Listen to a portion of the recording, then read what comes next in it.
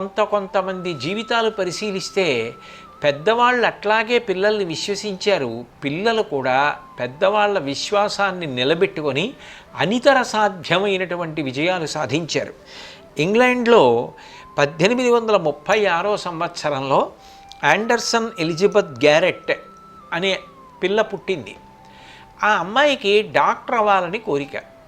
ఆ రోజుల్లో ఇంగ్లాండ్లో స్త్రీలు డాక్టర్లు అవ్వడాన్ని అంగీకరించేవారు కాదు.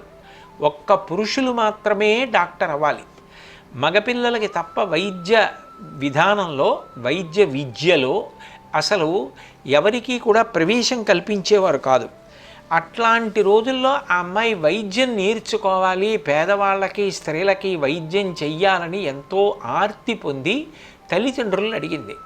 తల్లిదండ్రులు వద్దమ్మా, ప్రభుత్వం అంగీకరించదు, ఆడపిల్లల వైద్య వృత్తి అవలంబిస్తానంటే అంగీకరించరు, నీకు వైద్య విద్యలో అసలు ప్రవేశం కల్పించరమ్మా అన్నారు. కాదు, నేను ఎట్లాగైనా వైద్యురాలను అవుతానంది. ఆ పిల్ల పట్టుదల, ఎన్ని ఇబ్బందులు ఎదురైనా ఎదుర్కోగలిగిన ఆమె స్థైర్యం మీద నమ్మకం ఉంది తల్లిదండ్రులకి. సరే, తప్పకుండా ప్రయత్నం చెయ్యన్నారు. ఆమె మొట్టమొదట నర్సింగ్ చదువుకుంది, ఒక నర్స్ అయింది.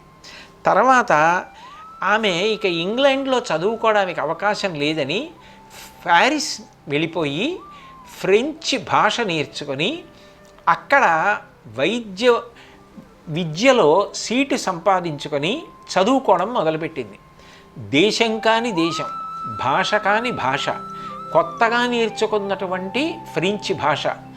ఇప్పుడు ఆ భాషలో ఆమె ఎట్లాగైనా వైద్యురాల్ని కావాలని కష్టపడి చదువుకుంది. విచిత్రమైన విషయం ఏంటంటే 6 డిస్టింక్షన్స్ పొందింది.